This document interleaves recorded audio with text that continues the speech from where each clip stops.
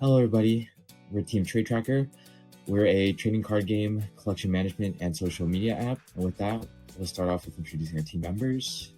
Hey, I'm Thomas. I was a full-stack developer and worked on the image detection components of TradeTracker.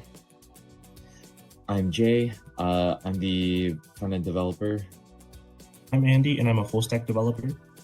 I'm Chase, and I was a primary backend developer. Today's trading card game players face two major issues. The first is the collection management. Collectors own hundreds of cards that are scattered across binders, boxes, and drawers.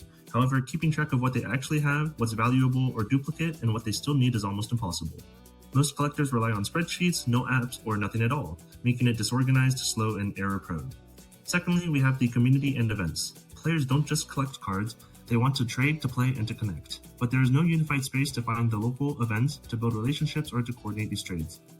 Communities are fragmented across Discord servers, Facebook groups, forums, and random meetups. As a result, trading becomes inconvenient and often inefficient. Our solution is to bring the entire trading card ecosystem into one unified platform. A card scanning and collection management app and website that will automatically recognize prices and organize your cards, giving collectors a clean, accurate, and up-to-date inventory. Also, we'll have built-in chats, forums, and trading tools so that users are able to connect with others, show off their collections, ask questions, and find the right trading partners. Altogether, this will become a comprehensive tool for the entire TCG community, a place where players will be able to manage their collections, to discover events, and to trade confidently all in one ecosystem. Now let's take a look at two of our key user stories that highlight the needs of our target audience. First, we have the collector. As a collector, they want to quickly find the specific cards in their collection. Right now, they rely on a large spreadsheet to keep track of every card that they own. This tells us that they value organization, speed, and easy access to their inventory. Next, we have the player. Players are looking for tournaments and opportunities to trade with others. In order to do that, they have to jump between several social media apps trying to find events and to connect with people. This shows us that they need a centralized, reliable way to discover communities and activities. Therefore, these user stories help us to understand that the core features of our solution should focus on an efficient collection management for collectors and a streamlined event and community discovery for other players. Now I'll hand it off to Chase to demo our app. Thanks, Andy. Now onto the demo. So here's the welcome page, which is the first page you'll see when opening our app. You can choose to log in, register, or log in with Google. So I'll log in as a new account just now. Once you register, you'll be placed onto our homepage, which contains a list of posts. So you can click on posts and scroll through them to see different posts. You can reply to them if you want, so I can say like hello. That'll be added as a post, and you can click on people's names to view their profiles. So once this loads, you can see this is On's profile and this is their favorite card. We could also view their wish list, which I'll show off momentarily. You could also create your own post here. For brevity, I will skip that. But now we can move on to our collection, which will show a list of all cards in your collection digitally. So we can add a card to our collection by clicking on this camera button, and this will take you to your phone's camera where you can take pictures of cards. So let that load for a moment. Yeah, usually it only takes like a second or two, but our server has to warm up when it first loading the models. So here we can see all the cards that it detected. Some of these cards were incorrectly detected though, because we only had Yu-Gi-Oh cards back there, I believe.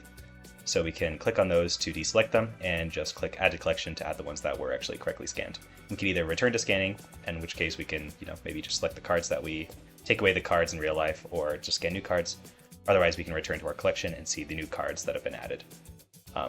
Just briefly, I'll show off that we have a bunch of different search and filtering functionality, so you can sort by price, lowest to highest, or vice versa.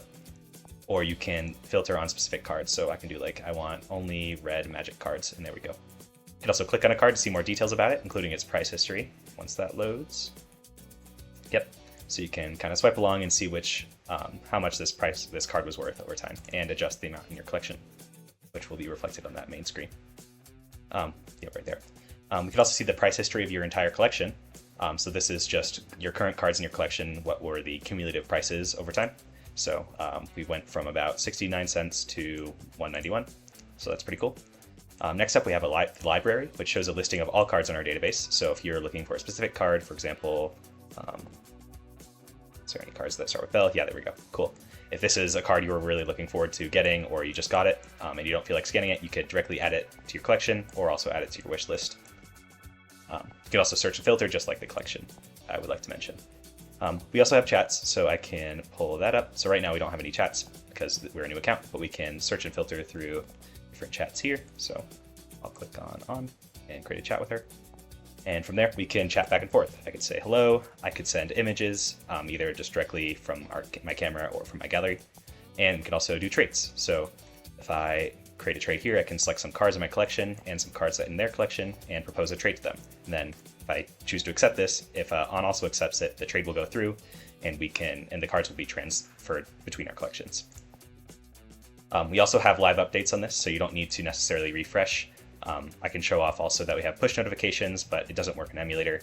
So I'll post just an image above my head here and post showing that off. Finally, we have the profiles. So in the profile, you can change your profile picture. We just have some presets, and also your favorite card. So if you want to show off a favorite card to other people viewing your profile, you can do that. You can also view your wish list, which is just a list of different cards that you own. You can also remove it from here. We also have some settings. You can change your password, pretty standard there.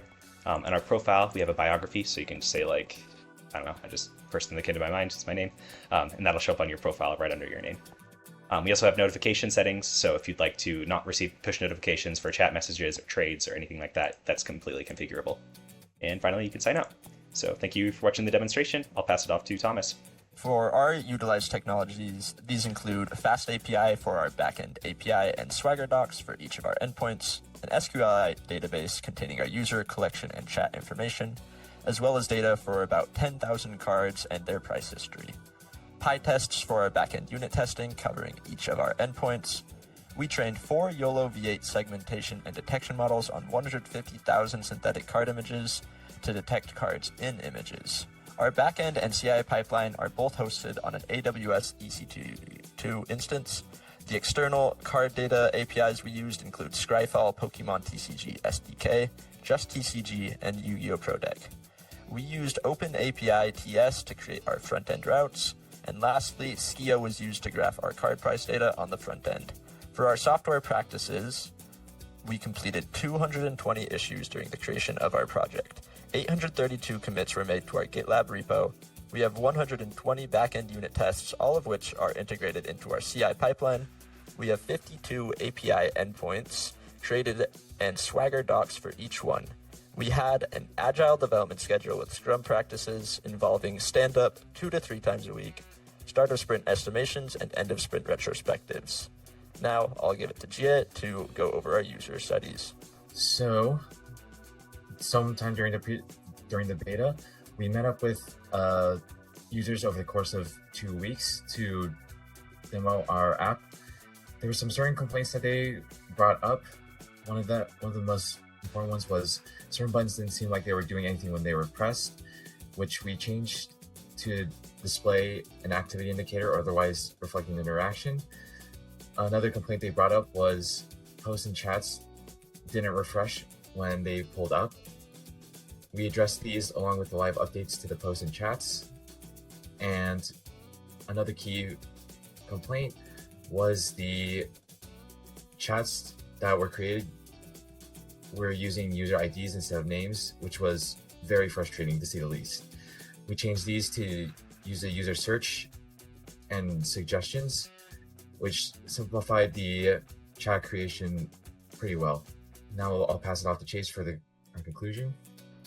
On behalf of Team TradeTracker, I'd just like to say thank you for watching, and we'd like to see you at Demo Day. We'd just like to give a special shout out to our primary course staff contacts, Professor Wang and Professor Davison. Thank you.